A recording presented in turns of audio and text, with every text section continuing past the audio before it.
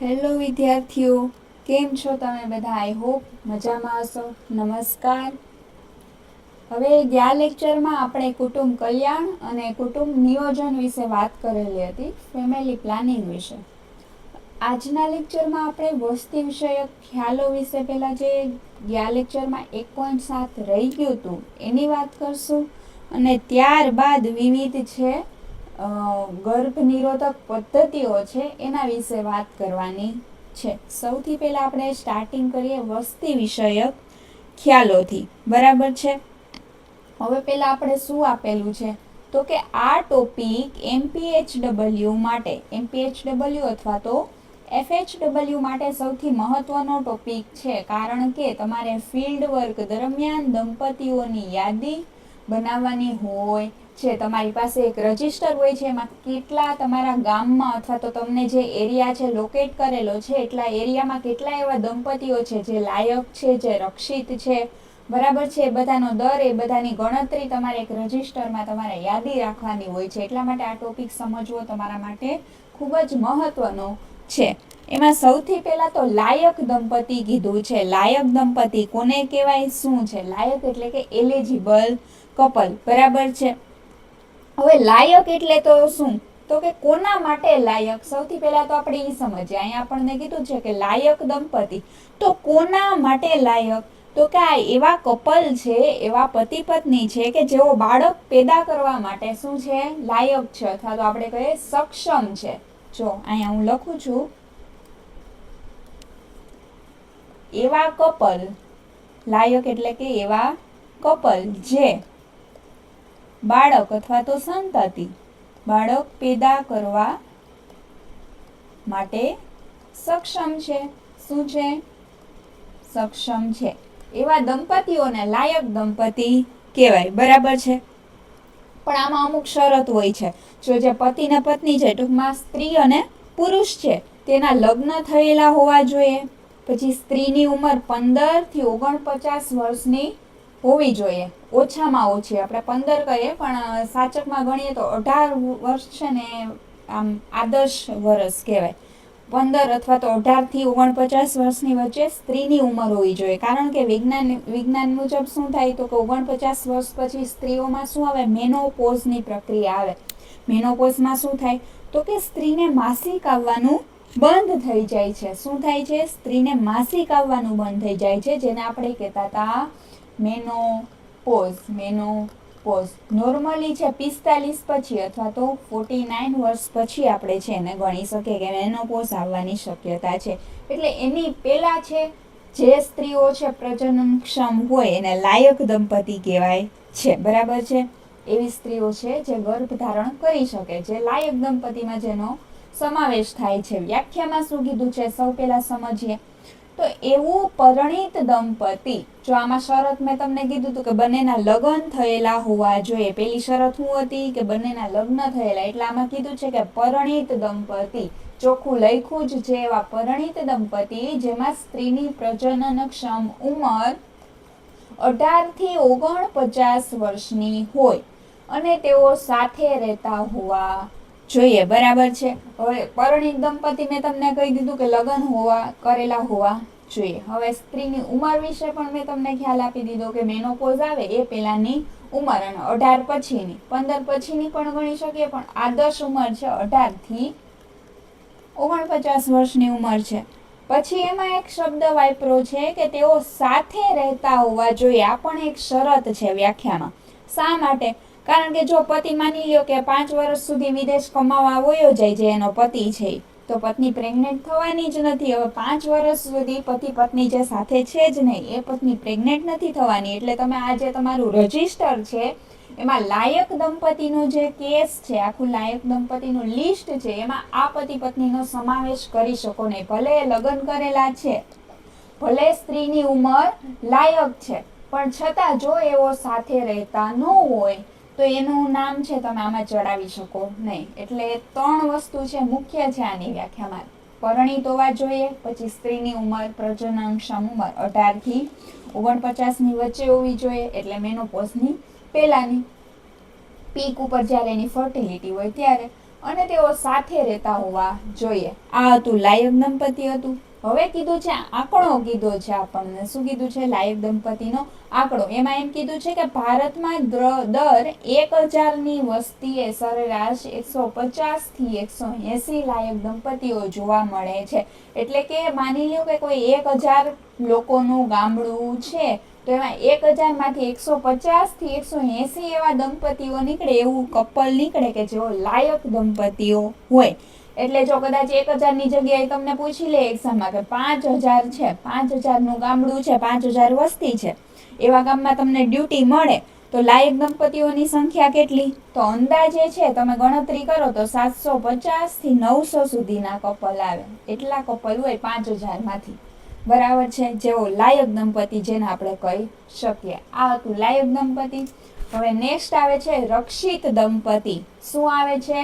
Protected couple એટલે કે રક્ષિત દંપતિ. હવે આ એવા દંપતિ છે, આ રક્ષિત દંપતિ છે લાયક દંપતિ જ છે. જે આપણે લાયક દંપતિ જોયું ને, જેમાં સ્ત્રીની ઉંમર બરોબર છે, આદર્શ છે, લગ્ન કરેલા છે ને બંને સાથે રહી છે, ઈ છે લાયક દંપતિ.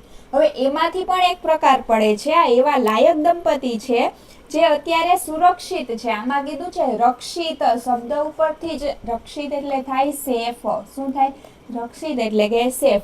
આ છે સેફ દંપતીઓ છે, તેમણે હાલ બાળક જોતું નથી. આ એવા દંપતીઓ છે, પતિ પત્ની છે, જેને અત્યારે બાળક જોતું નથી. તેણે પ્રેગ્નન્સી રોકવા માટે શું કર્યું છે? શસ્ત્ર વાપર્યું છે. શસ્ત્ર એટલે શું? આપણે જે પાછળ વાત કરી હતી, કોઈ પણ સાધન. શસ્ત્ર એટલે પ્રેગ્નન્સી રોકવા માટે આપણે કોઈ પણ પદ્ધતિનો ઉપયોગ કરીએ કુટુંબ કલ્યાણ માટે, એ શસ્ત્ર છે. બરાબર છે?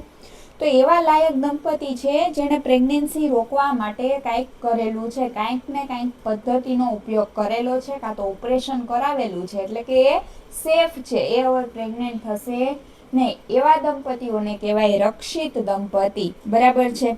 લાઈક કોઈ કપલ છે જેણે ઓપરેશન કરાવેલું છે, નસબંધી કરાવેલી છે, તો બરાબર નસબંધી કરાવી લીધી એકવાર, પછી એને કાયમી રક્ષણ મળી ગયું, એ રક્ષિત દંપતિમાં એનું નામ આવી જાય, એટલે એ પ્રોટેક્ટેડ કપલ છે. પછી છે કોઈ સ્ત્રીએ કાં તો કોપરટી મુકાવેલી હોય, અથવા તો કોઈ જે આ ગર્ભ નિરોધક ગોળીઓ છે એ ખાતી હોય, અથવા તો પતિ છે જે એનો આપણે જે નિરોધ કહીએ છીએ, કોન્ડમ કહીએ છીએ, એ યુઝ કરતો હોય. આવી હંગામી પદ્ધતિઓ પણ આવે છે. અહીંયા વ્યાખ્યામાં કીધું છે કાં તો કાયમી અથવા તો હંગામી. કાયમી એટલે ઓપરેશન, અને હંગામી પદ્ધતિઓ એટલે ગોળી છે, કોપરટી છે, નિરોધ છે, એનો ઉપયોગ. આ કોઈ પણ કાયમી કે હંગામી બેમાંથી કોઈ પણ એક એવી પદ્ધતિ છે જેનો ઉપયોગ કરતા હોય, એવા લાયક દંપતીઓને રક્ષિત દંપતિ આપણે કહેવામાં આવે છે. જો આપણે વ્યાખ્યા વાંચીએ કે જે લાયક દંપતિ કુટુંબ નિયોજનની કોઈ પણ કાયમી કે હંગામી પદ્ધતિનો ઉપયોગ કરીને ગર્ભધારણ સામે રક્ષણ મેળવી રહ્યા છે. એક આખો છે, એક આખો ભાગ છે. તમે વેન ડાયાગ્રામમાં જુઓ તો એક આખો ભાગ છે. આ છે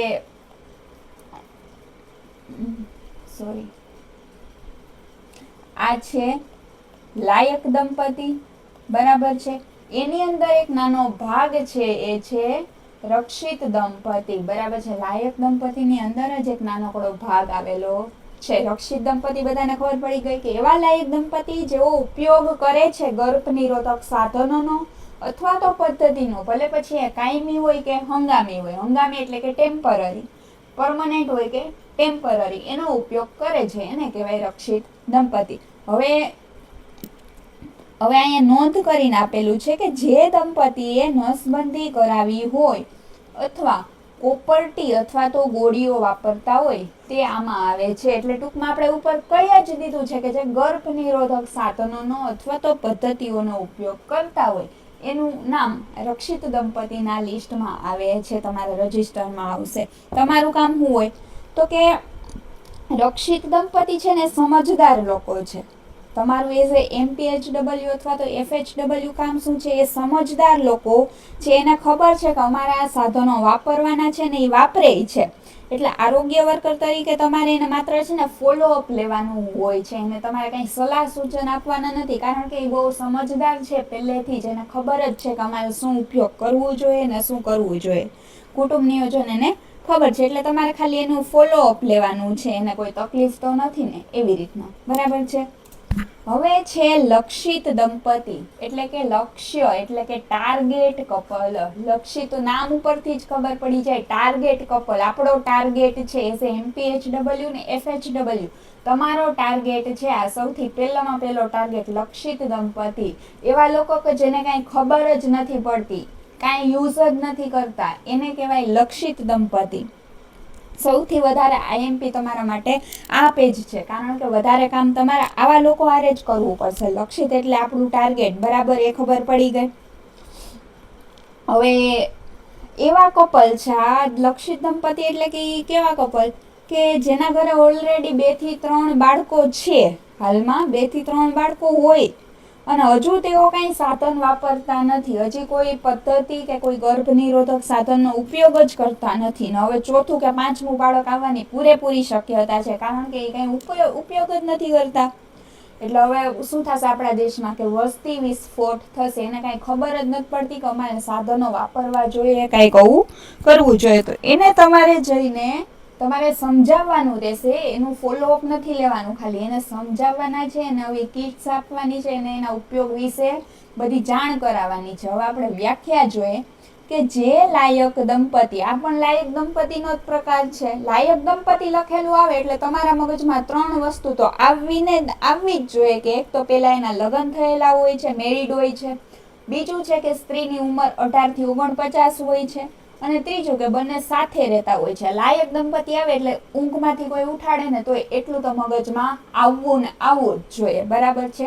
જે લાયક દંપતી પાસે 2 થી 3 બાળકો ઓલરેડી છે, પણ તેઓ હજુ સુધી કોઈ કુટુંબ નિયોજનની કોઈ પદ્ધતિ અપનાવતા જ નથી, એને કોઈ ખબર જ પડતી નથી, મગજમાં બધું ગડબડ ગોટો ને ઈશ્વર મોટો છે. કઈ ખબર નથી પડતી કે હજી આગળ અમે બાળકો કરશું, થઈ જશે તો શું થશે, વસ્તી વિસ્ફોટ થશે, આર્થિક છે એની પ્રણાલી છે વિખાશે, કાંઈ પણ એને સમજ પડતી નથી. એવા લોકો તમારો ટાર્ગેટ છે, લક્ષિત દંપતી છે, એને તમારે સમજાવવાનું રહેશે. જો તમારું મહત્વ આઈએમપી શા માટે છે, તો કે કુટુંબ કલ્યાણ કાર્યક્રમ માટે આ સૌથી મોટું પ્રાથમિકતા જૂથ છે. મેં તમને કીધું ને, તમારા માટે સૌથી આઈએમપી લક્ષિત દંપતી જ છે.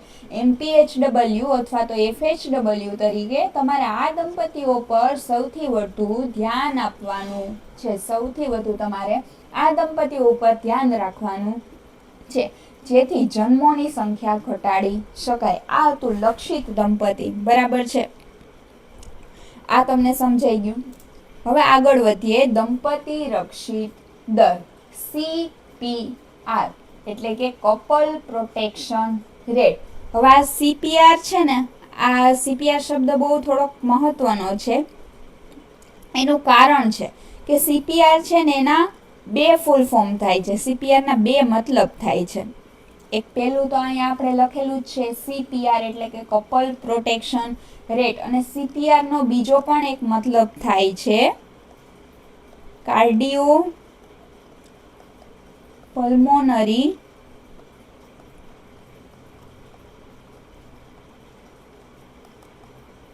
રિસ્ટિટેશન. કાર્ડિયો પલ્મોનરી રિસ્ટિટેશન એટલે કે CPR એટલે આપણા જે કુટુંબ નિયોજનના સંદર્ભમાં તમને CPR પૂછે, તમને એ જ પૂછશે મોટા ભાગે, પણ તમારે તો પણ મગજમાં ખ્યાલ રાખવાનો છે કે કદાચ બીજી રીતે પૂછી લે CPR નું ફૂલ ફોર્મ, તો એનો એક ફૂલ ફોર્મ થાય છે કાર્ડિયો પલ્મોનરી રેસ્ટિટ્યુશન, એટલે કે રેસ્ટિટેશન. જે ફર્સ્ટ એડ આપણે કહીએ છીએ, કોઈને પેનિક અટેક આવે છે, હાર્ટ એટેક આવે છે, કોઈ પણ બહાર જગ્યાએ સ્થળાંતરે, તો તમે એને ડાયરેક્ટ ફર્સ્ટ એડ તરીકે CPR આપી શકો. એ છે CPR નું ફૂલ ફોર્મ. ને જે આપણે જોઈએ છીએ એ ફૂલ ફોર્મ તો તમને ખબર જ છે કે શું છે, કપલ પ્રોટેક્શન રેટ, જે આપણા ઓલામાં CPR. આપણે અત્યારે જોવાનું છે CPR દંપતી રક્ષિત દર, એટલે રક્ષિત દંપતી આપણે જોઈ લીધા. રક્ષિત દંપતી એટલે કેવા દંપતી કે જેઓને બધી ખબર છે, જેઓ બહુ હોશિયાર છે, બહુ સમજદાર છે, ને એવી વસ્તુઓનો ઉપયોગ કરે છે, પદ્ધતિઓ વાપરે છે.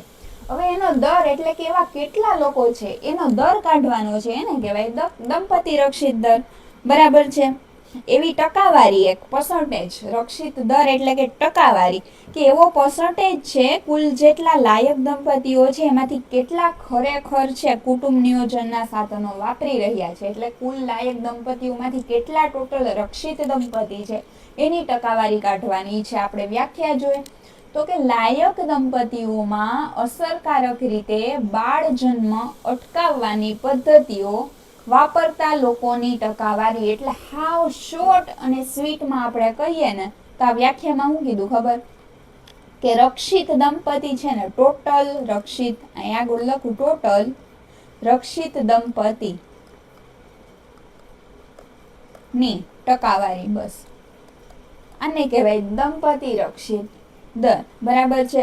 મહત્વ શું આપેલું છે તો સમાજમાં ગર્ભ નિરોધક સાધનોનો કેટલો અને કેવો ઉપયોગ થાય છે તે જાણવા માટે આ શ્રેષ્ઠ સૂચકાંક એટલે કે ઇન્ડેક્સ છે.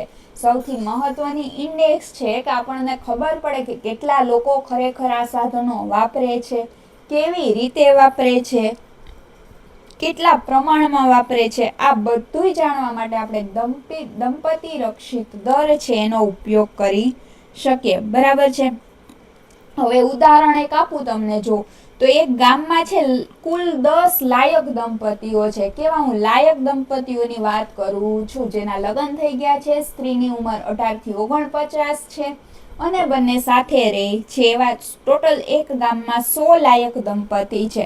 હવે એમાંથી 60 દંપતીઓ એવા છે કે જેઓએ ઓપરેશન કરાવેલું છે અથવા તો કોઈ ગોળીનો યુઝ કરે છે, ગર્ભ નિરોધક અને નિરોધ વાપરે છે. ટોટલ એવા 60 દંપતી છે જેઓ આ ત્રણમાંથી હંગામી કે પરમનન્ટ બેમાંથી કોઈ પણ એક વસ્તુ છે જે યુઝ કરે છે.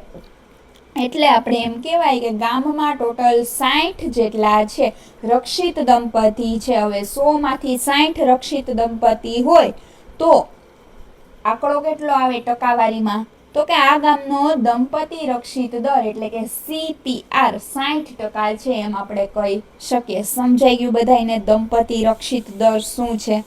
હવે જેમ જેમ CPR એટલે કે કપલ પ્રોટેક્શન રેટ છે એ ઊંચો જાય, જેમ જેમ છે કપલ પ્રોટેક્શન રેટ છે ઊંચો જાય, તેટલું છે MPHW તરીકે તમારું જે કામ છે એ બેસ્ટ ગણવામાં આવે છે. તમે જે એરિયામાં લોકેટેડ છો ત્યાંનો CPR રેટ છે જેટલો ઊંચો જાય એટલું તમારું કામ સૌથી સારું એવું માનવામાં આવે છે. એટલે કે વધુ ને વધુ લોકોને તમારે પ્રેરિત કરવાના હોય છે કે કાં તો ગર્ભ નિરોધક સાધનો અથવા તો પદ્ધતિઓનો ઉપયોગ કરો, જેથી વસ્તી નિયંત્રણનું કામ છે સહેલું બને છે. બરાબર છે. આ હતું દંપતી રક્ષિત દર. આઈ હોપ બધાને દંપતી રક્ષિત દર સમજાઈ ગયો હશે. હવે આનું સૂત્ર પણ તમને કહી દઉં સાથે સાથે, સ્લાઇડમાં નથી પણ હું તમને કહી દઉં છું, અહીં લખી જ દઉં છું. CPR એટલે કે કપલ પ્રોટેક્શન રેટ બરાબર કુલ જેટલા તો રક્ષિત દંપતી છે, કુલ રક્ષિત દંપતી એની સંખ્યા છેદમાં કુલ લાયક દંપતીની સંખ્યા એને ગુણ્યા 100. ટકાવારી કાઢવાની છે એટલે ગુણ્યા 100. ટોટલ લાયક દંપતી છે, વ્યાખ્યા અહીંયાથી જ આવી જાય કે ટોટલ લાયક દંપતી છે એમાંથી ટોટલ કેટલા રક્ષિત છે એને કહેવાય CPR, એની ટકાવારીને કહેવાય CPR. આ સૂત્ર પણ તમારી નોટ્સમાં લખી લેજો, કદાચ એક્ઝામમાં પૂછાય તો કામ લાગે. હવે આપણે જોવાનું છે બિનકાયમી અને હંગામી ગર્ભ નિરોધક પદ્ધતિઓ. આ છે આપણા આજના લેક્ચરનો મેઇન ટોપિક છે. અત્યાર સુધી જે જોયું આપણે ગયા લેક્ચરમાં અધૂરું રહી ગયું હતું એ હતું. હવે આપણે જોઈએ છે ટેમ્પરરી મેથડ્સ. ગર્ભ નિરોધક માટેની જેટલી ટેમ્પરરી મેથડ્સ છે એ જોવાની છે. એમાં સૌથી પહેલા 2.1 છે. શું છે? કુદરતી અને પરંપરાગત પદ્ધતિઓ. કુદરતી અને પરંપરાગત પદ્ધતિઓ, નેચરલ એન્ડ ટ્રેડિશનલ મેથડ્સ. બરાબર છે. હવે કુદરતી, હવે નામ સાંભળીને તમે વિચારો કુદરતી એટલે શું? તો કે એવી વસ્તુ કે જેમાં કોઈ દવા કે કોઈ પણ કૃત્રિમ વસ્તુ અથવા તો કોઈ રસાયણનો ઉપયોગ કરેલો નથી એને જ કહેવાય કુદરતી. બરાબર છે? એક જ મિનિટ.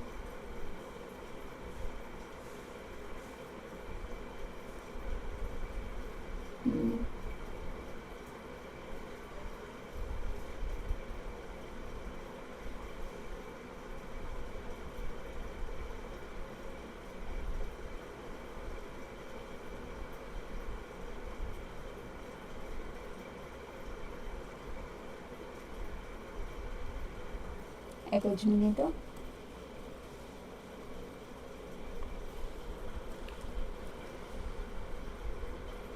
ચાલો વાત કરીએ. સોરી બધાને થોડુંક હવે આપણે જોવાનું છે કુદરતી અને પરંપરાગત પદ્ધતિઓ. અહીંયા જતા ને આપણે 2.1 કુદરતી અને પરંપરાગત પદ્ધતિઓ, નેચરલ એન્ડ ટ્રેડિશનલ મેથડ. હવે નામ ઉપરથી જ તમને ખબર પડી જ જવી જોઈએ કે આમાં કોઈ દવાનો ઉપયોગ છે નહીં, કેમ કે આ કુદરતી છે. આમાં કોઈ દવાનો ઉપયોગ કરેલો નથી, કોઈ કૃત્રિમ રીતે કોઈ રસાયણનો ઉપયોગ કરેલો નથી. આનો સૌથી મોટો ફાયદો શું હોય કે આર્થિક રીતે એનો આર્થિક ખર્ચ છે એ ઝીરો હશે. શું હશે? ઝીરો. કારણ કે કુદરતી છે, કોઈ પાસેથી કાંઈ ખરીદીને આપણે લેવાનું છે નહીં. જે કુદરતી વસ્તુ છે, લાઈક પાણી છે, ઝાડવા છે, એની કાંઈ કિંમત છે? ખરેખર તો હોય છે એની કિંમત, પણ આપણે લોકોને કાંઈ કિંમત છે નહીં, ગમે તેમ વેડફીએ.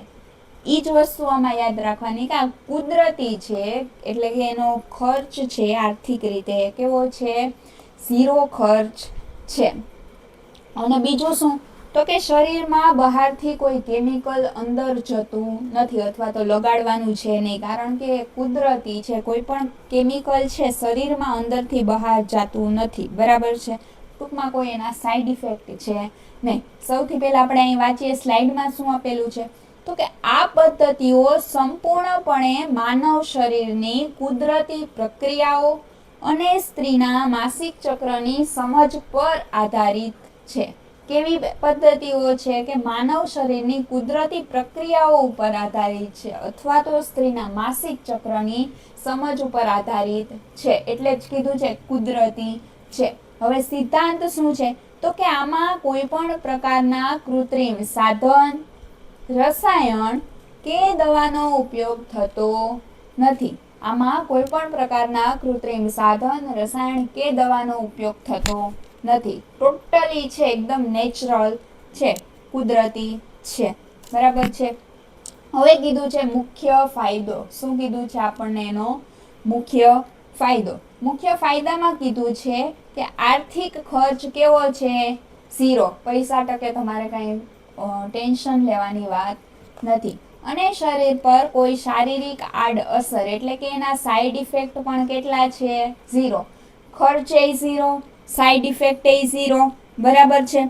પણ આ પદ્ધતિ છે એનો એક બહુ મોટો ગેરફાયદો પણ છે. જ્યાં ફાયદા હોય ત્યાં ગેરફાયદા પણ હારે જોડીમાં હોય જ. આ પદ્ધતિનો નિષ્ફળતાનો જે દર છે, જેને આપણે ફેલિયર રેટ કહેવાય છે, એ 20% જેટલો ઊંચો છે. શું છે? આ પદ્ધતિનો નિષ્ફળતાનો દર, ફેલિયર રેટ છે, 20% જેટલો ઊંચો છે. એટલે 20% જેટલી સંભાવના છે કે તમારી આ પદ્ધતિ છે વર્ક કરે નહીં, તમે પ્રેગ્નેન્ટ થઈ શકો છો. ટોટલી છે એના ઉપર આપણે ચાન્સ લઈ શકીએ નહીં. એટલે કે જો 100 કપલ આખું વર્ષ જો આ પદ્ધતિ વાપરે, ટોટલ 100 કપલ છે, 100 દંપતી છે, આખું વર્ષ આ પદ્ધતિ વાપરે, તો પણ 20 કપલ છે, 20 કપલ અથવા તો 20 સ્ત્રીઓ છે એ 100 માંથી એ પ્રેગ્નેન્ટ થઈ શકે છે. કારણ કે એનો 20% જેટલો એનો ફેલિયર રેટ છે. 100 માંથી 20 દંપતી છે પ્રેગ્નેન્ટ થઈ શકે છે. એટલો ઊંચો એનો નિષ્ફળતા રેટ છે. એનો સૌથી મોટો ગેરફાયદો છે.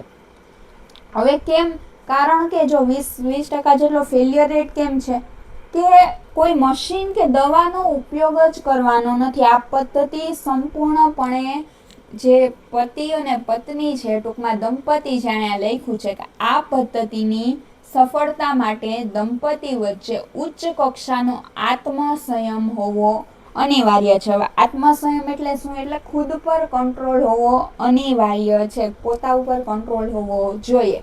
આઈ હોપ મારા શબ્દો તમારા મગજ સુધી પહોંચતા હશે અને સમજાતું હશે કે હું શું કહેવા માંગુ છું.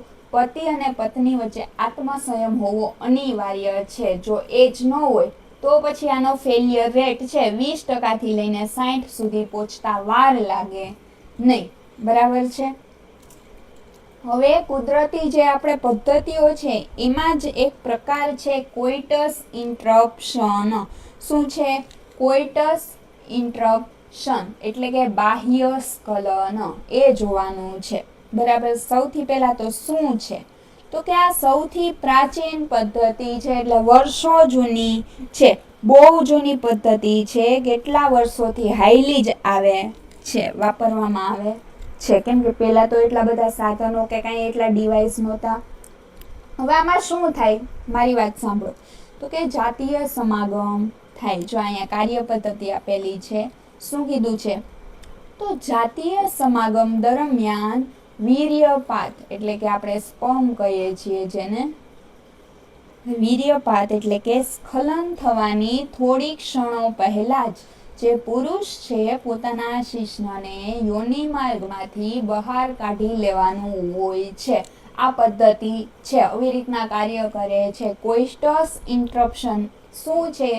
તો કે જ્યારે પણ છે દંપતી વચ્ચે જે શારીરિક સંબંધ રચાતો હોય ત્યારે જ્યારે વીર્યપાતનો સમય આવે, સ્ખલનનો સમય આવે, એની પહેલા જ જે મેલ છે એને પોતાનું જે પેનિસ છે એને યોનિ માર્ગમાંથી બહાર કાઢી લેવાનું હોય છે, જેથી છે સ્પર્મ છે અથવા તો વીર્ય છે એ માતા અથવા તો સ્ત્રીના શરીરમાં અંદર સુધી પહોંચે ને એના ગર્ભાશયમાં એનું સ્ખલન થવું જોઈએ નહીં. બરાબર છે.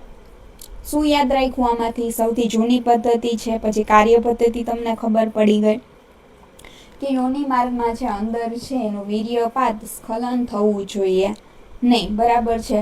જો સ્પર્મ અંદર જ ન જાય, બરાબર છે, તો શું થાય? તો પ્રેગ્નેન્ટ વુમન થવાની જ નથી.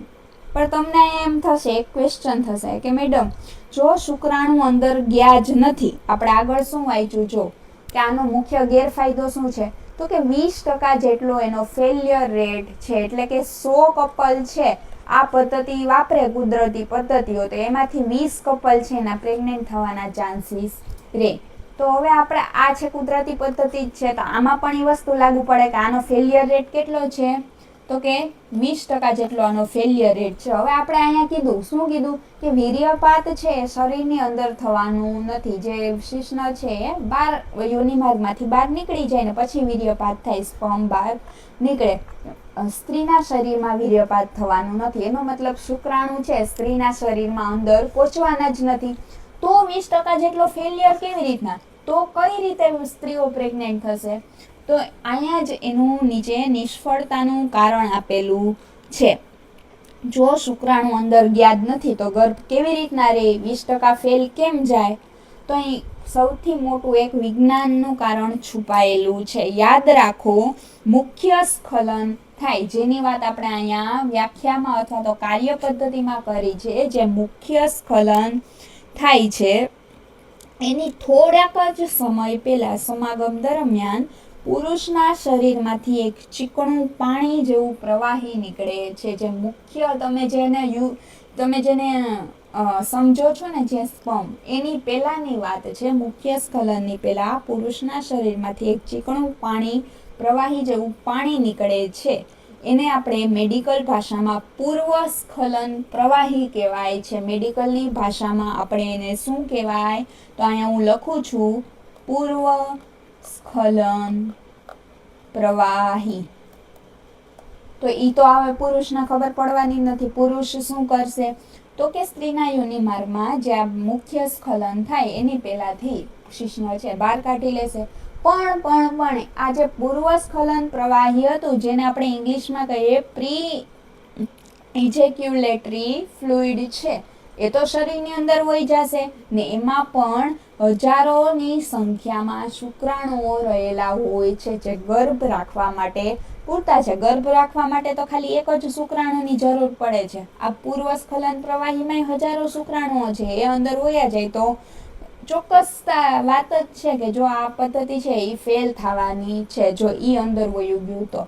એટલે આ જ છે આ પદ્ધતિનું નિષ્ફળતાનું મુખ્ય કારણ. એટલે આપણે કીધું હતું કે 20% જેટલો ફેલિયર રેટ છે. બરાબર છે. ભલે મુખ્ય સ્ખલન બહાર આવી ગયું, પણ એની પહેલા જે આ પૂર્વસ્ખલન પ્રવાહી છે એમાં હજારોની સંખ્યામાં છુપાયેલા શુક્રાણુઓ હોય છે. ગર્ભ રાખવા માટે તો માત્ર ને માત્ર એક જ શુક્રાણુ કાફી છે. એકે એમાંથી અંદર વયો ગયો તો કામ તમામ. આ પદ્ધતિ આખી ફેલ જાય છે. આ હતું કોઇટસ ઇન્ટરપ્શન. સમજાઈ ગયું? બાહ્ય સ્ખલન. હવે છે બીજું છે કેલેન્ડર પદ્ધતિ. બરાબર છે. શું છે? કેલેન્ડર પદ્ધતિ, અથવા તો એને કહેવાય સલામત ગાળો, રિધમ મેથડ અથવા તો સેફ પીરિયડ. બરાબર છે.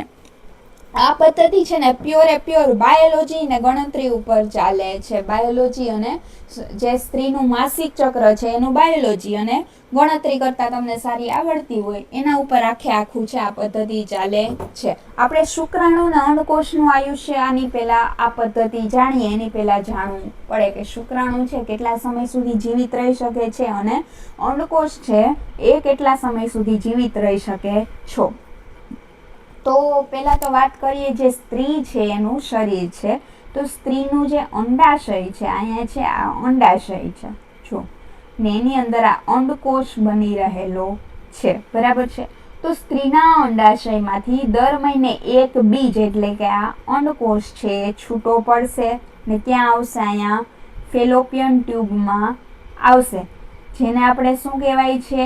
તો કે 14મો દિવસ એટલે કે ઓવ્યુલેશનનો ડે. આપણે ઓવ્યુલેશન ફેઝ જેને કહેતા હતા કે 14મા દિવસે છે આ અંડકોષ છે અંડાશયમાંથી છૂટો પડીને ક્યાં આવશે? ફેલોપિયન ટ્યુબમાં આવશે. બરાબર છે. હવે અહીંયા ફેલોપિયન ટ્યુબમાં કેટલા સમય સુધી એ રહેશે? જ્યાં સુધી પ્રેગ્નેન્ટ ન થાય. તો હાલો તો 10 દિવસ સુધી નથી થયું પ્રેગ્નેન્ટ, તો શું અંડકોષ અહીંયા જ રહેશે? તો કે નહીં. આપણે જોઈ લીધું હતું કે 24 કલાકની અંદર જો અહીંથી શુક્રાણુ આવી ગયું તો ફલન થશે, પણ 24 કલાક બાદ આ નિષ્ક્રિય થઈ જાય છે, જીવિત રહેતું નથી. કોણ? તો કે અંડકોષ. 24 કલાક પછી આ અંડકોષ જીવિત રહેતું નથી. બરાબર છે. તો આ અંડકોષ જ્યારે અહીંયા હોય એ 24 કલાકની અંદર શુક્રાણુનું અંદર આવવું ફરજિયાત છે. એટલે આના ઉપરથી એક વાત ખબર પડી ગઈ કે અંડકોષની લાઈફ સાયકલ કેવી છે? 24 દિવસ નહીં, 24 કલાકની છે. ફેલોપિયન ટ્યુબમાં 24 કલાકની અંદર એટલે કે એક જ દિવસની અંદર છે ફલન થવું જરૂરી છે. બાકી છે અંડકોષ છે એ નિષ્ક્રિય થઈ જશે. બરાબર છે. અંડકોષની લાઈફ સાયકલ 24 કલાક એટલે એક દિવસની છે. હવે જોઈએ પુરુષનું. તો કે પુરુષના શુક્રાણુઓ છે સ્ત્રીના શરીરમાં પ્રવેશે ત્યારબાદ કેટલા સમય સુધી જીવતા રહે? તો 3 થી 5 દિવસ સુધી શુક્રાણુઓ છે જીવતા રહે છે. સ્ત્રીના શરીરની અંદર છે. સ્ત્રીના શરીરની અંદર એકવાર શુક્રાણુ ગયા પછી 3 થી 5 દિવસ સુધી છે જીવિત રહેવાના છે. બરાબર છે. આ તો એક જ દિવસ રહેશે અંડકોષ, પણ આ 3 થી 5 દિવસ સુધી જીવિત રહેવાના છે. હવે ધારો કે એક સ્ત્રી છે એનું માસિક ચક્ર છે ટોટલ 28 દિવસનું છે. અહીંયા આપણે લખ્યું છે 1 થી 28 કેલેન્ડર ટાઈપ. બરાબર છે. એક સ્ત્રીનું માસિક ચક્ર 28 દિવસનું છે. હવે સામાન્ય રીતે બે વચ્ચે શું? 14મા દિવસે અંડકોષ છૂટો પડશે. અહીં 14મો દિવસ છે ત્યારે અંડકોષ શું થાય? છૂટો પડે, જેને આપણે ઓવ્યુલેશન ફેઝ કહેતા હતા. હવે જો દંપતી માસિકના 11મા દિવસે સંબંધ બાંધે, અહીંયા જો 11મો દિવસ છે. બરાબર છે. 11મા દિવસે સંબંધ બાંધે ત્યારે ભલે બીજ નથી બન્યું, બીજ તો 14મા દિવસે બનવાનું છે, પણ હવે 11મા દિવસે સંબંધ બાંધ્યો અને શુક્રાણુઓ તો 5 દિવસ સુધી જીવિત રહેવાના છે. 3 થી 5 એટલે 5 દિવસ સુધી સંભાવના છે કે શુક્રાણુઓ જીવિત રહે. હવે શુક્રાણુઓ 5 દિવસ સુધી જીવિત રહેવાના એટલે 11 તારીખે સંબંધ બાંધ્યો હોય તો 15 તારીખ સુધી સંભાવના છે કે શુક્રાણુ છે અહીંયા સુધી જીવિત રહે. અને આપણો અંડકોષ તો ક્યારે બનવાનો છે? 14 તારીખે જ 14મા દિવસે જ બની જવાનો છે. તો અહીંયા અંડકોષ બન્યો, અહીંયા 15 તારીખ સુધી 15 દિવસ સુધી શુક્રાણુ જીવિત રહ્યો. હવે શું થશે? બે ભેગા થઈ જાય અને શું થશે? ફલન. શું થશે? ફલન. આ વાત મેં તમને સમજાવી નહીં, હવે તમને આગળ ખબર પડશે શા માટે સમજાવી છે. જો પહેલા તો આપણે જોઈએ, અંડાશયમાંથી દર મહિને એક અંડકોષ મુક્ત થાય એને આપણે ઓવ્યુલેશન ફેઝ કહેતા હતા, જે 14મો દિવસ. આ સમજાઈ ગયું. હવે બેનો તમને કાળ એ સમજાઈ ગયો કે અંડકોષ છે એ એક દિવસ 24 કલાક સુધી જીવતો રહે ને 3 થી 5 દિવસ સુધી છે એ શુક્રાણુ જીવતો રહે. હવે ગણતરી અહીંયા લખ્યું છે, સામાન્ય રીતે માસિક ચક્રના 12માથી 18મા દિવસ સુધીના સમયગાળાને અસલામત ગાળો કહેવાય છે. અહીં લખ્યું છે 12 થી 18 દિવસ સુધીનો સમયગાળો છે એને અસલામત ગાળો કહેવાય છે. શા માટે? કારણ કે અહીં 14મા દિવસે છે ઓવ્યુલેશન થવાનું છે, અંડકોષ છૂટો પડવાનો છે. જો આ એટલા દિવસની અંદર જો સેક્સ થયું, જો સંબંધ બંધારણ, તો પૂરેપૂરી શક્યતા છે કે ગર્ભધારણ થશે. પણ એ સિવાયનો સમયગાળો છે એટલે કે આ 6 થી 11 અને પછી 19 દિવસથી 28 દિવસ સુધીનો એને આપણે સલામત ગાળો કહીએ છીએ. આ પહેલા 5 દિવસ તો મેન્સ્ટ્રુએશન ના આવી જાય એટલે એ તો ગણવાના થતા નથી. આ દિવસોમાં જો અહીંયા કીધું છે આ અસલામત ગાળો છે 12 થી 18 દિવસ, એ દિવસોમાં ગર્ભધાન થવાની સંભાવના શું છે? સૌથી વધારે છે. માસિક ચક્રના અન્ય દિવસો સલામત ગાળો છે. હવે આ માસિક આખું ચક્ર છે એના અન્ય દિવસો એટલે અહીં 6 થી 11 ને 19 થી 28 એ સલામત ગાળામાં આવે છે. બરાબર છે. હવે આમાં એક વાત છે કે શા માટે આ પદ્ધતિમાં 20% ફેલિયર જોવા મળે છે? તો એ મેં તમને હમણાં થોડીક વાર પહેલા જ સમજાવ્યું કે જો આ હવે 11 દિવસ સુધી આપણે અહીં કીધું કે સલામત ગાળો છે, એ વાત સાચી, બરાબર છે. પણ જો તમે 11મા દિવસે સંબંધ બાંધો છો તો શુક્રાણુ અહીંથી 11મા દિવસે શરીરમાં ગયો. હવે એ તો અહીં 1, 2, 3, 4 ને 5 અહીંયા સુધી 15મા દિવસ સુધી જીવિત રહેશે શરીરની અંદર. હવે 14મા દિવસે તો ઓવ્યુલેશન થવાનું જ છે. તો 14 ને 15 બે શુક્રાણુ અને અંડકોષ બે ભેગા થઈ ગયા ને ફલન થઈ ગયું ને ગર્ભ બની ગયો. તમે ભલે સલામત ગાળામાં સેક્સ કર્યું છતાં અહીંયા ગર્ભ ધારણ થઈ ગયું. તો આ છે 20% એનો ફેલિયર. જો 5 દિવસ પહેલા અથવા તો 1 થી 2 દિવસમાં ઘણીવાર એવું નિષ્ક્રિય શુક્રાણુ હોય કે 1 થી 2 દિવસમાં, હાલો 12મા દિવસ સુધીમાં એ નિષ્ક્રિય થઈ ગયું, મરી ગયું, તો કાંઈ સંભાવના નથી કે આગળ જતા ગર્ભધારણ થશે. પણ એ આપણે ન કહી શકીએ કે કેટલા ટાઈમ જીવશે, 1 દિવસ, 2 દિવસ કે 5 દિવસ. બરાબર છે. એટલા માટે એનો ફેલિયર રેટ 20% જેટલો છે. જો આગળ અહીંયા જોયું, કારણ શું છે?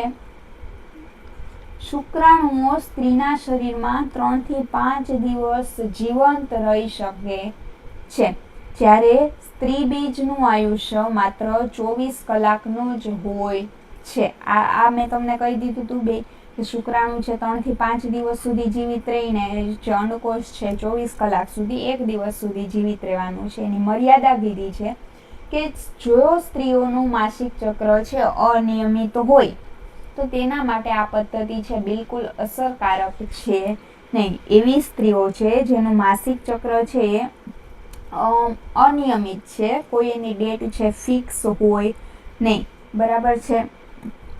એના માટે આ મર્યાદા છે. આ આખી પદ્ધતિ છે ને એ કાંઈ કામ જ કરતી નથી. બધી ગણતરી ત્યારે જ સાચી ગણાય જ્યારે સ્ત્રીનું માસિક ચક્ર છે રેગ્યુલર હોય તો. બરાબર છે.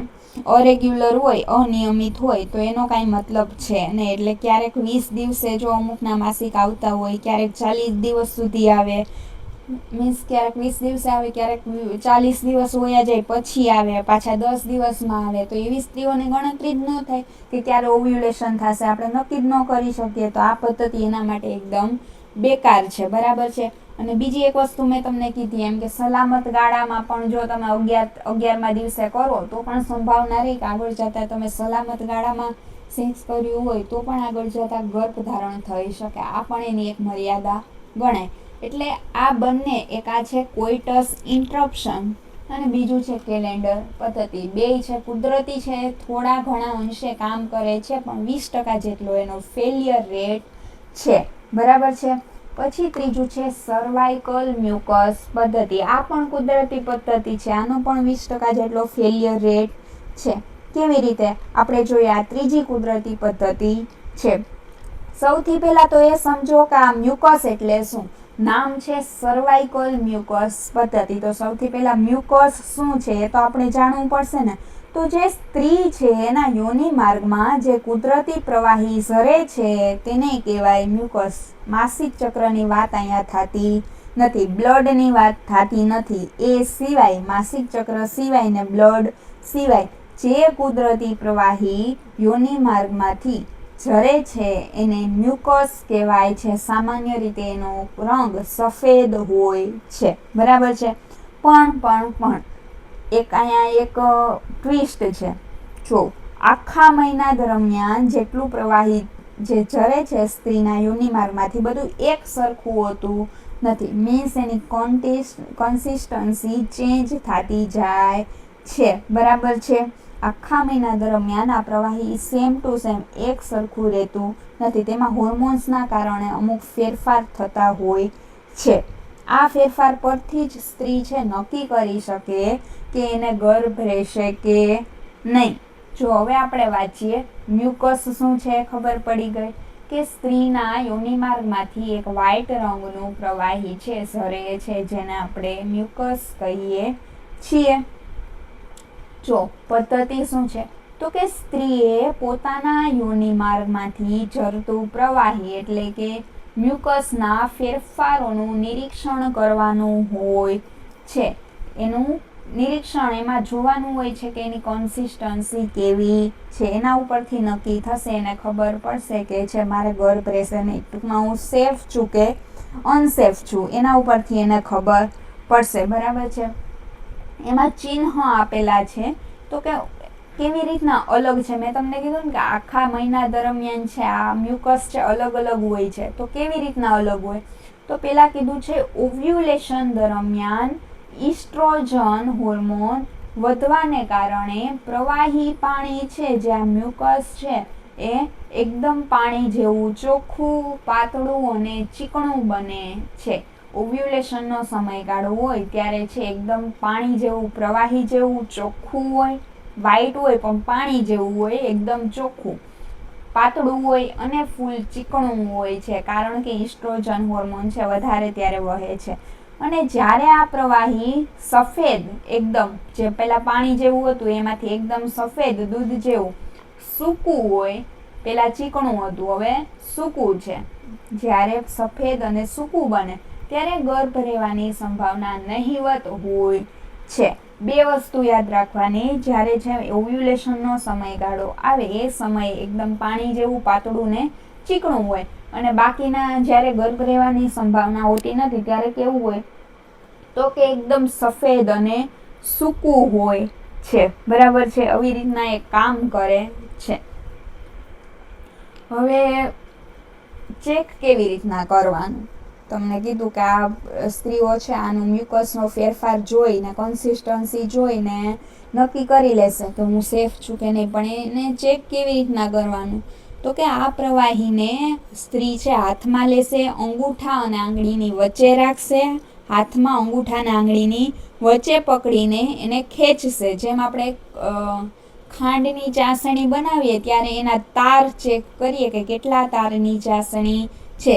સેમ રીતે સેમ વસ્તુ અંગૂઠા અને આંગળી વચ્ચે આ પ્રવાહી રાખી ને એક લાંબો તાર બને, અને જો એ લાંબો તાર બને ને એ તૂટતો નથી તો આ અસરને કહેવાય સ્પિન બાર્કીટ અસર. બરાબર છે. જો આ સફેદ પ્રવાહી છે, મ્યુકસ છે, એને બે આંગળી, અંગૂઠો અને આંગળી વચ્ચે લેવાનું, એને આપણે ખાંડની ચાસણીની જેમ ચેક કરવાનું છે. બરાબર છે.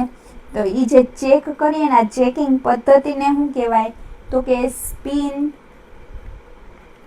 બાર્કીટ અસર કહેવાય છે. યાદ રાખજો, સ્પિન બાર્કિટ અસર એટલે શું? તો કે મ્યુકસ છે એને બે અંગૂઠોના આંગળીની વચ્ચે ચેક કરવું તારની પદ્ધતિ દ્વારા, એને કહેવાય સ્પિન બાર્કિટ અસર. બરાબર છે.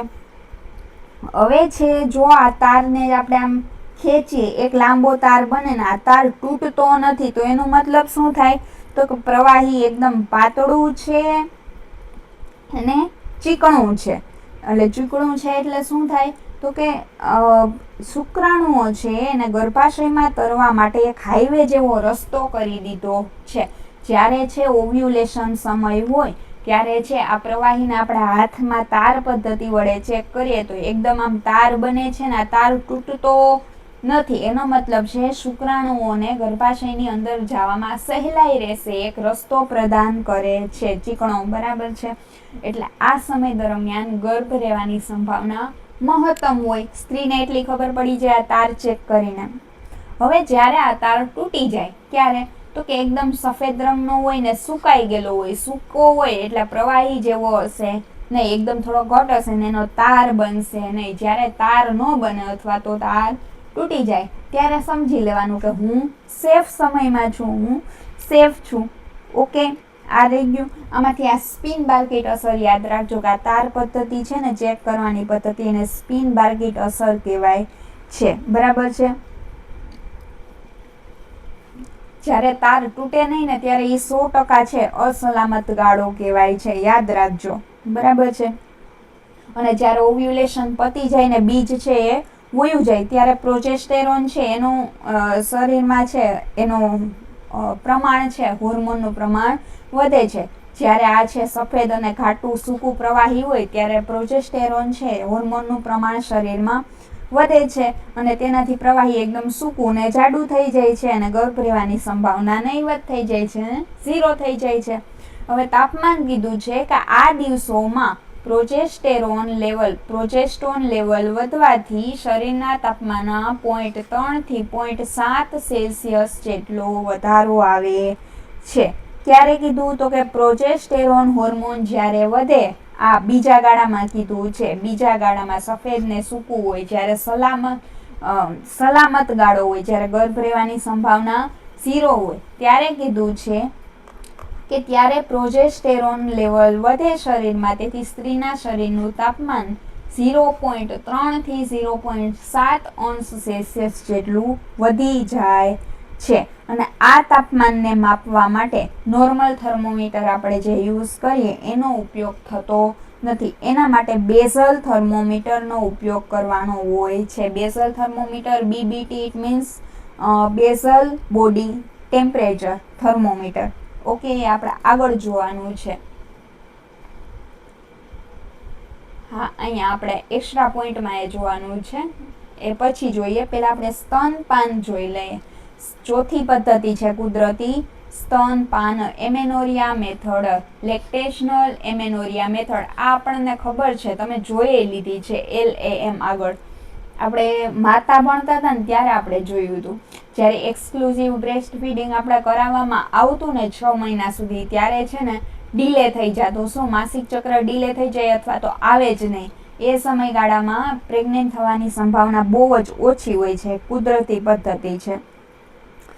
આ પદ્ધતિ અંતશઃ સાચી છે, મીન્સ કે આમાં પણ ફેલિયર રેટ છે. બરાબર છે. હવે આપણે આગળ જોઈએ શું કીધું છે આ પદ્ધતિમાં. તો શરતો કીધી છે કે સુવાવડ પછીના પ્રથમ 6 મહિના સુધી માતા બાળકને સંપૂર્ણ અને નિયમિત સ્તનપાન કરાવતી હોવી જોઈએ. એક્સક્લુઝિવ બ્રેસ્ટ ફીડિંગ કરતી હોવી જોઈએ. બરાબર છે. 6 મહિના સુધી પાણી એ નહીં, બાળકને પાણી પણ પીવડાવવાનું નથી. ફક્ત ને ફક્ત છે દૂધ, માતાનું દૂધ જ પીવડાવવાનું છે. પાણીનું એક ટીપું કે ગાયનું દૂધ, બકરીનું દૂધ કાંઈ પણ પીવાનું નથી. ખાલી ન ખાતી માતાના ધાવણ ઉપર જ જો બાળક હોય તો આ પદ્ધતિ છે ઉપયોગી થઈ શકે. બાકી આ પદ્ધતિ છે ફેલ થશે. બરાબર છે. કાંઈ પણ બીજી વસ્તુ બાળકને પીવડાવી તો. વિજ્ઞાન શું કહે છે? તો કે સ્તનપાનને કારણે શરીરમાં હોર્મોનલ ફેરફાર થાય છે જે અંડકોષને મુક્ત થતા રોકે છે. શું કરે છે? અંડકોષને મુક્ત થતા રોકે છે અને માસિક આવતું નથી. અંડકોષ છે મુક્ત જ થવાનો નથી, ઓવ્યુલેશન થશે નહીં અને માસિક ચક્ર આવશે નહીં, તો એનો મતલબ પ્રેગ્નન્સી પણ આવશે નહીં. પણ જોખમ શું છે? આ પદ્ધતિ પર 100% વિશ્વાસ રાખી શકાય નહીં, કારણ કે માસિક આવ્યા વિના પણ ગર્ભ રહી શકે છે. હવે આ લીટી જો અહીંયા હું લીખું, માસિક આવ્યા વિના પણ ગર્ભ રહી શકે છે. એ શા માટે કીધું? એના વિના ગર્ભ કેમ રાખવો? તો એ હું તમને સમજાવું કે ક્યારેક છે ને માસિક પાછું ચાલુ થાય છે પણ સ્ત્રીને ખબર રહેતી નથી. જો સ્ત્રીના 14મા દિવસે છે અંડકોષ છે છૂટો પડવાનો હોય છે, પણ ક્યારેક એવું થાય કે 14 દિવસ પહેલા જ છે અંડકોષ છૂટો પડી ગયો હોય છે, પણ સ્ત્રીને ખબર હોતી નથી. સ્ત્રીને શું હોય કે 14મા દિવસે અંડકોષ છૂટો પડશે. હવે 14 દિવસ પહેલા જ ઘણીવાર અંડકોષ છૂટો પડી જાય એટલે સ્ત્રી એમ સ્ત્રી છે રાહ જોતા રહી કે 14મો દિવસ આવશે ત્યાં સુધી હું સેફ છું ને એ પહેલા જ અંડકોષ તો મુક્ત થઈ ગયો હોય, ઓવ્યુલેશન થઈ ગયું હોય ને જો એ સમયગાળામાં એની છે આ સ્તનપાન છે એ ઓછું કરાવી નાખ્યું, એક્સક્લુઝિવ બ્રેસ્ટ ફીડિંગ છે ન કરાવ્યું ને જો શારીરિક સંબંધ બાંધી લીધા, તો એ સમયમાં પૂરેપૂરી શક્યતા છે કે એ ગર્ભ ધારણ કરશે. એટલે આ એની ફેલિયર છે, આ એનું જોખમ છે કે પૂરેપૂરું આના ઉપર 100% વિશ્વાસ રાખી શકાય નહીં. ઘણીવાર માસિક આવ્યા વિના પણ ગર્ભ રહી શકે છે, એટલે કે જે સમયે માસિક આવવાનું હોય, ઓવ્યુલેશન થવાનું હોય એના થોડાક સમય પહેલા જ ઓવ્યુલેશન થઈ જાય, સ્ત્રીને ખબર પડતી નથી. એને તો ખબર હોય નહીં શરીરની અંદર શું થયું. સ્ત્રીને એમ લાગે કે મને તો હજી માસિક જ આવ્યા નથી, હું તો સેફ છું, પણ ઓવ્યુલેશનમાં થઈને જ બેઠું હોય. બરાબર છે. આ હતી સ્તનપાન સમયગાળો એટલે કે લેક્ટેશનલ એમિનોરિયા મેથડ. હવે થોડાક એક્સ્ટ્રા પોઈન્ટ્સ આપેલા છે, આપણે જોઈ લઈએ. એમાં પેલું છે બિલિંગ્સ મેથડ. શું કીધું છે? બિલિંગ્સ મેથડ. બિલિંગ્સ મેથડ કીધું છે કે સર્વાઇકલ જે મ્યુકસ છે, અહીંયા લખ્યું છે સર્વાઇકલ મ્યુકસ પદ્ધતિને બિલિંગ્સ મેથડ તરીકે પણ ઓળખવામાં આવે છે. જે આપણે સર્વાઇકલ મ્યુકસ પદ્ધતિ છે એનું બીજું નામ છે બિલિંગ્સ મેથડ. યાદ રાખજો, આ પદ્ધતિનું બીજું નામ છે બિલિંગ્સ મેથડ, પણ છે સ્પિન બાર્કીટ અસર છે એ આપણે ઓલું તાર બનાવતા હતા એને સ્પિન બાર્કીટ અસર કહેવાય છે ને પદ્ધતિનું બીજું નામ છે બિલિંગ્સ મેથડ. બરાબર છે. પછી સ્પિન બાર્કીટ અસર મેં તમને કીધી હતી કે ઓવ્યુલેશન સમયે મ્યુકસ એટલું ચીકણું હોય કે તેને આંગળીઓ વચ્ચે ખેંચતા લાંબો તાર બને છે ને આ અસરને જ સ્પિન બાર્કીટ અસર કહેવાય છે. જે આ તાર બને એ અસરને જ સ્પિન બાર્કીટ અસર કહેવાય છે અને આ તારને સ્પિન બાર્કીટ તાર કહેવાય છે. ખાસ યાદ રાખજો, એક્ઝામમાં પૂછી શકાય. ત્રીજું છે basal body temperature, BBT, basal body temperature. મેં તમને કીધું હતું કે સ્ત્રીનું શરીર છે એનું તાપમાન છે 0.3 થી 0.7 જેટલું શું થાય છે? વધી જાય છે. 0.3 થી 0.7 જેટલું છે પ્રોજેસ્ટેરોન હોર્મોનને લીધે એનું ટેમ્પરેચર વધી જાય છે. તો આ તાપમાનને કોઈ નોર્મલ છે થર્મોમીટરથી માપી શકાતું નથી. એને સ્પેશિયલ એક બેઝલ થર્મોમીટર આવે જેને આપણે બેઝલ બોડી ટેમ્પરેચર થર્મોમીટર કહીએ, એ યુઝ થાય છે. પછી છે 2.2 આદર્શ પદ્ધતિઓ. શું છે? આદર્શ પદ્ધતિઓ એટલે કે 2.1માં હતું કુદરતી પદ્ધતિઓ, એ પૂરી થઈ ગઈ. હવે કઈ કુદરતી આવશે નહીં, કુદરતી પદ્ધતિઓ બધી પૂરી થઈ ગઈ. હવે નવું એડિંગ છે આદર્શ પદ્ધતિ. અત્યાર સુધી આપણે બધી કુદરતી પદ્ધતિ જોઈ. હવે આદર્શ પદ્ધતિ એટલે શું? આદર્શ નામ ઉપરથી જ ખબર પડે. દિવાલ. આદર્શ એટલે શું? દિવાલ અથવા તો કોઈ બેરિયર. અહીં લખ્યું છે બેરિયર. બરાબર છે. દિવાલ અથવા તો બેરિયર ઊભું કરવું. શુક્રાણુ અને અંડકોષ છે આપણું લક્ષ્ય શું છે? શુક્રકોષ ને અંડકોષ ભેગા થવા જોઈએ નહીં. કુદરતીમાં તો કાંઈ કરવાનું નહોતું, પણ જે આદર્શ પદ્ધતિઓ છે, જે કૃત્રિમ છે, એમાં તો આપણે કંઈક કરવું પડશે. શું કરવાનું? વચ્ચે દિવાલ ઊભી કરી નાખવાની. એને કહેવાય આદર્શ પદ્ધતિઓ. આ પદ્ધતિઓ શુક્રાણુને ગર્ભાશયમાં જવા જ દેતી નથી. ગર્ભાશયમાં પ્રવેશતા ભૌતિક અથવા તો યાંત્રિક રીતે રોકે છે. જો અહીં કીધું છે કે આ પદ્ધતિઓ શુક્રાણુઓને ગર્ભાશયમાં પ્રવેશતા ભૌતિક અથવા તો યાંત્રિક એટલે કે ફિઝિકલી અથવા તો મિકેનિકલી રોકે છે. તેની સૌથી મોટી વિશેષતા એ છે કે શરીરની કુદરતી હોર્મોનલ પ્રક્રિયામાં કોઈ દખલ કરતી નથી. તેથી તેની આડઅસરો નહિવત છે. આડસ પદ્ધતિઓની આડઅસર છે નહિવત છે, કારણ કે શરીરના હોર્મોન્સમાં છે કાંઈ પણ છે ફેરફાર કરતી નથી, સાઈડ ઇફેક્ટ કરતી નથી. બરાબર છે. કુદરતી હોર્મોનલ પ્રક્રિયા છે એમાં કોઈ દખલ જ કરવાની થતી નથી. એની સૌથી પહેલા છે પુરુષ નિરોધ. સૌથી પહેલી વસ્તુ સાધન છે જે છે પુરુષ નિરોધ. બરાબર છે. હવે આપણે પેલા એની આકૃતિ જોઈ લઈએ પુરુષ નિરોધની. આ છે પુરુષ નિરોધની આકૃતિ. એમાં મુખ્ય ભાગો દર્શાવેલા છે. અહીંયા સૌથી પહેલા આગળના ભાગમાં છે એક રિંગ છે કિનારી ઉપર, જેને તમે રીમ અથવા તો રિંગ કહી શકો. પછી આ જે આખું અહીંથી છે આખું લેટેક્સ, આ છે બોડી અથવા તો શાફ્ટ. શું છે? બોડી અથવા તો શાફ્ટ. અને અહીંયા આગળ ટોચના ભાગમાં એટલું જે ભાગ આપેલો છે નાનકડો, એ સ્પર્મ એટલે કે વીર્ય એકઠું કરવા માટેની ટીપ છે, જે જગ્યા છે રિસર્વર કયો અથવા તો ટીપ કયો, જ્યાં વીર્ય એકઠું થાય છે. બરાબર છે. અને જ્યારે પણ આ નિરોધનો ઉપયોગ કરવામાં આવે, જ્યારે પહેરવામાં આવે, ત્યારે હંમેશા આ ટીપની જગ્યા છે ખાલી છોડવી જોઈએ. બરાબર છે. એ શા માટે હું આગળ કહીશ, નિરોધ ફાટી ન જાય એટલા માટે. પહેલાં આપણે શરૂઆતની વસ્તુ જોઈ લઈએ તો કે પુરુષ નિરોધની બનાવટ શું છે. સૌથી પહેલાં જોવાનું છે એની બનાવટ શું છે, તો કે અત્યંત પાતળા, અહીંયા લખ્યું છે અત્યંત પાતળા લેટેક્સ અથવા તો પોલીયુરેથેન રબરનું બનેલું હોય છે. મુખ્યત્વે તો લેટેક્સનું જ બનેલું હોય છે અથવા તો પોલીયુરેથેન રબરનું બનેલું હોય છે. કેની બનેલું હોય એ ખબર પડી ગઈ. હવે ઉપયોગ શું છે, તો કે ઉત્તેજિત શિશ્ન પર ચડાવવામાં આવે છે. જે આ પુરુષ નિરોધ જે કોન્ડમ છે એને ઉત્તેજિત જે પુરુષનું શિશ્ન છે એના ઉપર ચડાવવામાં, કવર અપ કરવામાં આવે છે. અને તેની ટોચ પર વીર્યો એકઠું કરવા માટે થોડી જગ્યા મૂકવી જરૂરી છે, જેથી તે છે એ જે નિરોધ છે ફાટી ન જાય, કોન્ડમ છે ફાટી ન જાય. કારણ કે જો જ્યારે અચાનક પ્રેશરથી જો શું થશે, તો કે માની લો કે જગ્યા છોડી જ નથી. આગળ જે ટીપ ઉપર મેં અહીંયા ટીપ બતાવી હતી, અહીંયા આખું અહીં સુધી અહીંયા સુધી પહેરી લીધું છે અને જગ્યા તમે છોડી જ નથી, તો શું થશે? તો હવે શારીરિક સંબંધ બાંધો ત્યારે વીર્યપાત થયું. બરાબર છે. હવે જ્યારે વીર્યપાત થાય ત્યારે ફોર્સથી છે એકદમ વીર્ય નીકળતું હશે શરીરમાંથી, એકદમ શિશ્નમાંથી એકદમ ફોર્સથી વીર્ય નીકળે. હવે સ્ટોર થવા માટે ત્યાં થોડીક આગળ જગ્યા તો જોઈએ ને જ્યાં વીર્ય રે. હવે તમે એને જગ્યા જ આપી નથી, ખાલી જગ્યા જ નથી, તો શું થશે?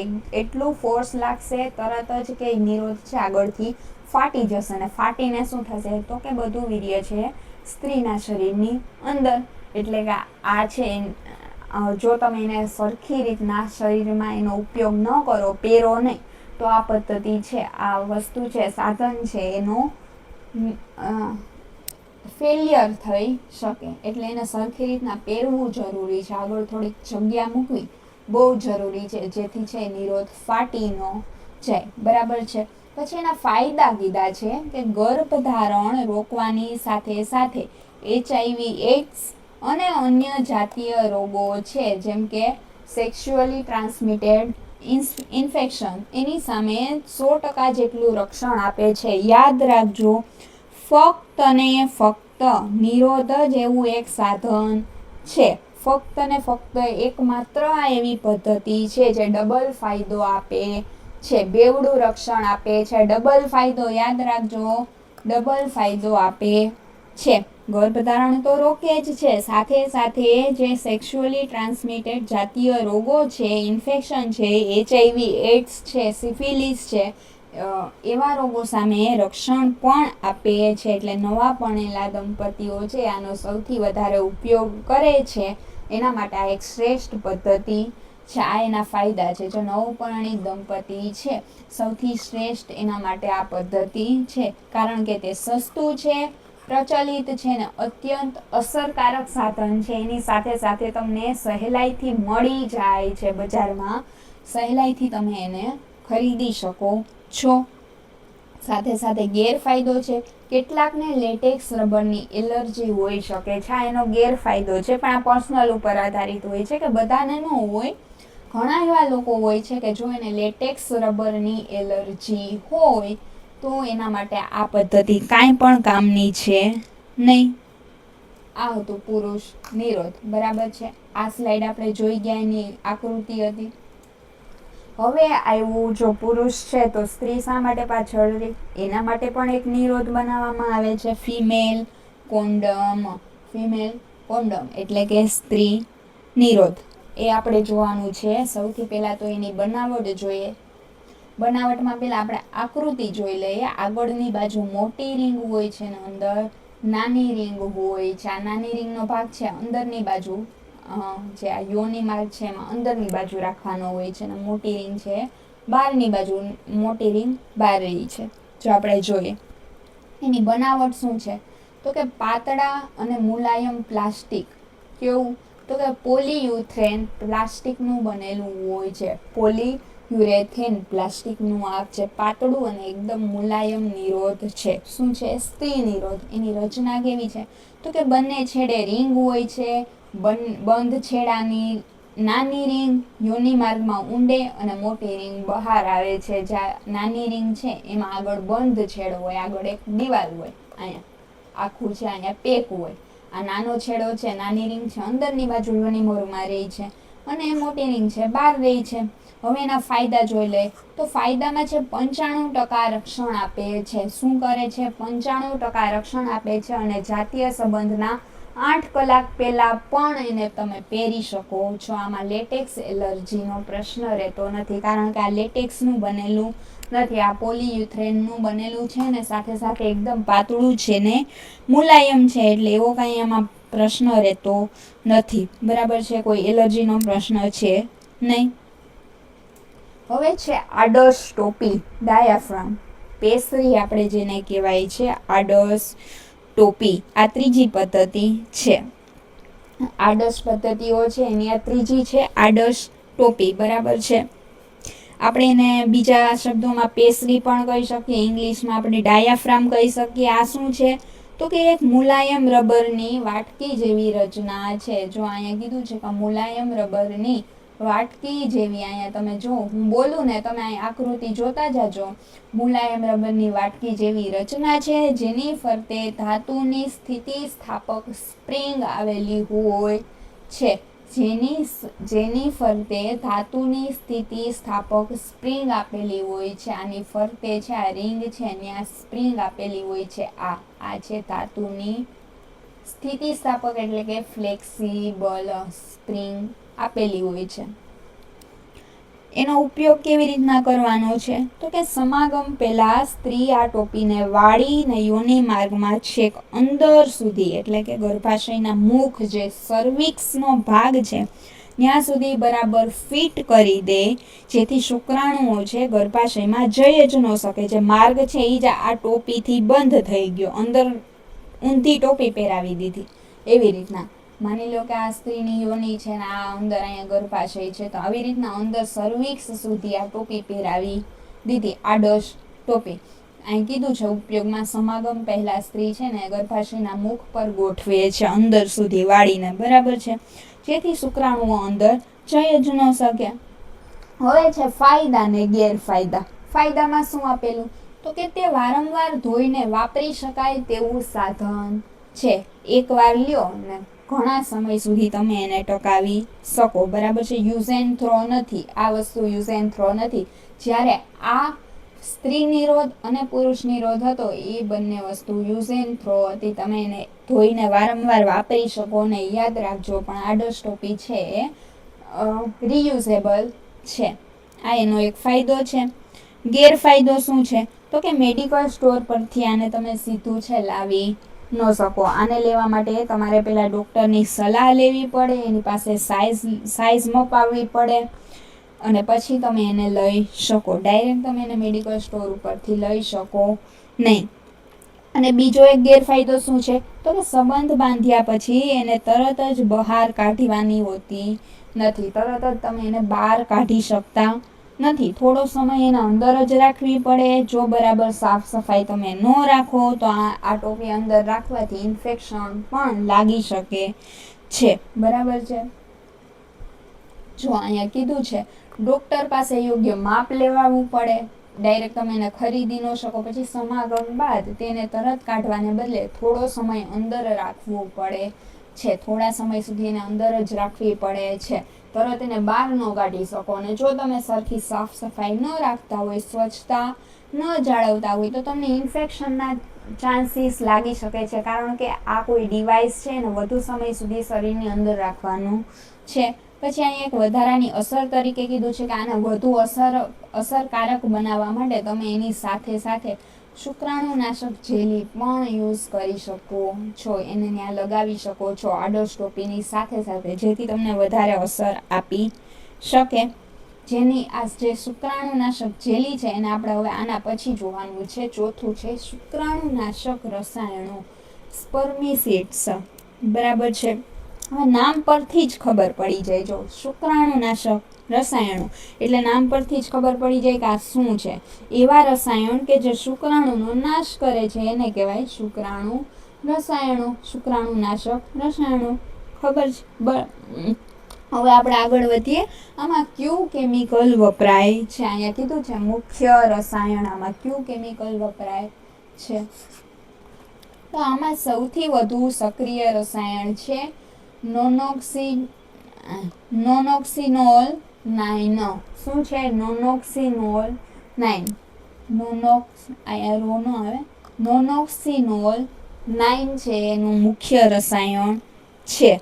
અને બીજું એક ગૌણ રસાયણ છે, ક્યારેક ક્યારેક એનો પણ ઉપયોગ થઈ જાય છે, એ છે ઓક્ટોઝિનોલ 9. ઓક્ટોઝિનોલ 9 છે. મુખ્ય છે નોનોક્સિનોલ 9 અને ગૌણ છે ઓક્ટોનિસોલ 9. બરાબર છે. આ બંને રસાયણોનો એમાં ઉપયોગ થાય છે. હવે કેવી રીતે કામ કરે છે? અહીંયા લખ્યું છે કે કેવી રીતના કામ કરે છે એ જોવાનું છે. તો જો શુક્રાણુ આ રસાયણના સંપર્કમાં આવ્યા તો એટલે કે આ દવા છે, તો આ દવા શુક્રાણુની ઉપરની સપાટી ઉપર તરત જ એક પ્રક્રિયા કરે છે, કેમિકલ રિએક્શન કરે છે ને તરત જ શુક્રાણુની જે ઉપરની સપાટી સેલ મેમ્બ્રેન છે એને તોડી નાખે છે અને શુક્રાણુની પૂંછડી છે કામ કરતી બંધ થઈ જાય છે. તેથી શુક્રાણુની ગતિશીલતા નાશ પામે છે અને ત્યાં જ મરી જાય છે. જો શુક્રાણુ આપણે શુક્રાણુ જોયું. અહીંયા શુક્રાણુ છે. આ શુક્રાણુની આકૃતિ છે. હવે આ રસાયણ તમે લગાડેલું હશે, શુક્રાણુનાશક રસાયણ તમારા બોડીમાં, એટલે આ રસાયણ અને આ શુક્રાણુ તમારા એકબીજાના સંપર્કમાં આવ્યું એટલે શું થયું? તો કે આ રસાયણ કેમિકલ રિએક્શન કરી અને તરત જ છે આની જે સેલ મેમ્બ્રેન છે અહીંથી તૂટી જશે અને આ પૂંછડી છે વર્ક કરવાનું બંધ કરી દેશે, ગતિશીલતા છે એ ખતમ થશે અને ત્યાં જ એ મરી જશે. તો આ હતું એ કેવી રીતે કાર્ય કરે છે. બરાબર છે. આ રસાયણો સપાટી તોડી નાખે છે, સેલ મેમ્બ્રેન છે એ તોડી નાખે છે અને તેની ગતિશીલતા છે નાશ પામે છે. પછી છે એનો ઉપયોગ.